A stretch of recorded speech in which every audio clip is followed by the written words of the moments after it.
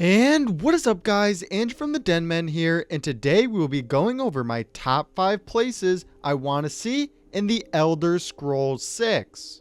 If you are excited, make sure you hit that like button and comment what destinations you want to have in the Elder Scrolls 6. But with that being said, we have a lot to go over, so get comfy, grab that bottle of Hunting Brew Mead, and let's get right into the video. Before we get started though, I just want to say that with all of these locations, I'm assuming that the Elder Scrolls 6 will be set in either Hrock or Hammerfell, or possibly even both. This is to keep it reasonable within the region themselves, because if we were to see a game set in Hammerfell, it would be highly unlikely that we also get to see the Black Marsh in the same game. But with that being said, let's continue on with the video. First one we need to talk about is the site of the Adamantine Tower with the Isle of Balfer.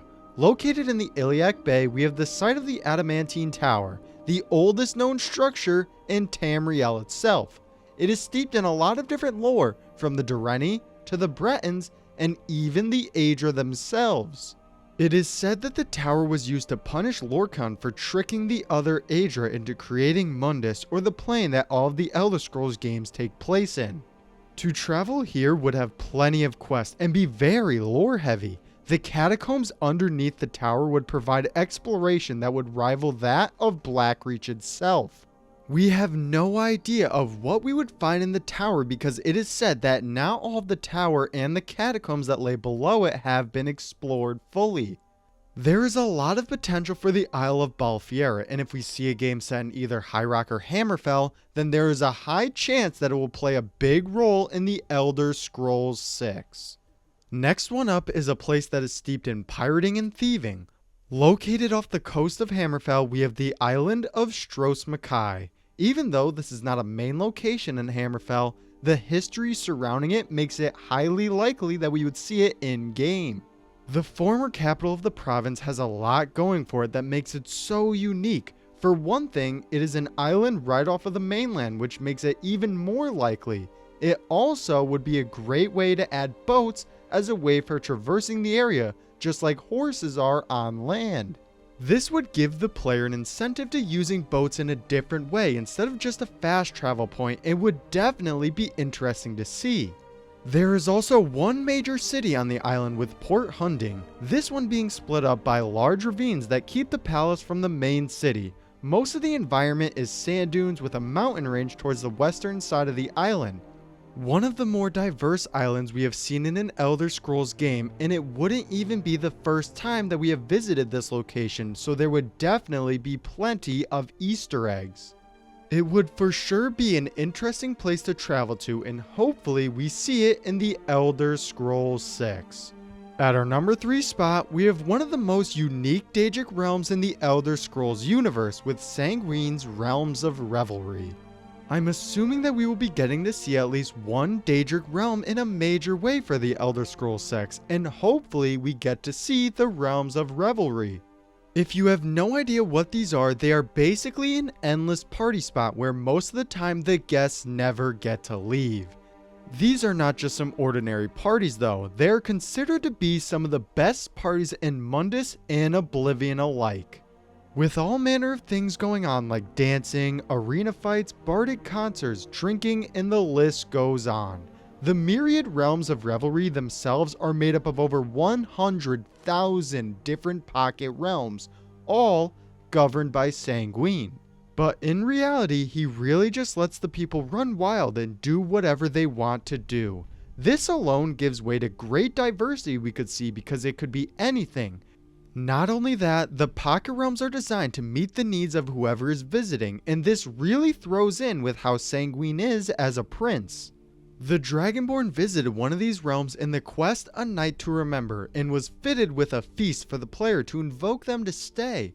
This is what awaits the player if there was a major storyline involving the realm. If we were to see this as a major location, it would no doubt involve a major party within it, and something makes it go off the rails. I wouldn't even want anything that lore heavy to be the main focus to take away from the potential it could be. I would want it to stay a hilarious adventure that doesn't take itself too seriously and can be whatever it wants it to be. There's definitely a lot of potential here, and this is one that I for sure want to see in the Elder Scrolls 6.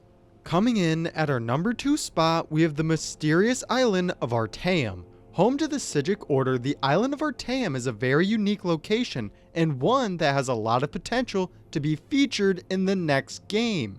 The island itself is home to some of the most powerful mages in Tamriel, and is known to have disappeared from Nirn twice. It is located within the province of the Somerset Isles, but that doesn't mean we wouldn't get to see it if a game were set in either Hrock or Hammerfell. During the College of Winterhold questline in Skyrim, we were able to see a member of the Psijic Order multiple times, so it could be alluding to them playing a bigger role in the Elder Scrolls 6. Hopefully we are able to join this magic faction, because that would make Artaeum just that much better. It's not even the island itself that makes this such a good location. It's the interactions we will be able to have with the Psijic Order that makes it such a great place. Being able to join the Psijic Order would take magic to the next level, and the island of Artaeum would be a sight to see if we were to get it in the Elder Scrolls 6. Last on our list has to be the main location for the Elder Scrolls 6 with either Hrock or Hammerfell. Both of these provinces have their own positives and negatives, and each of them would make for a great destination. Hrock would land really well with the more fantasy side to Elder Scrolls, while Hammerfell would be amazing for its harsh environment and have more survival elements to it.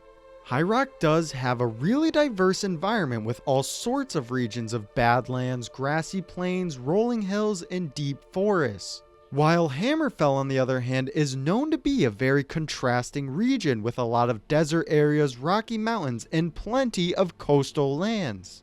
If we got to see the best possible environment for the Elder Scrolls 6, I would want to see both Hrock and Hammerfell appear in the same game.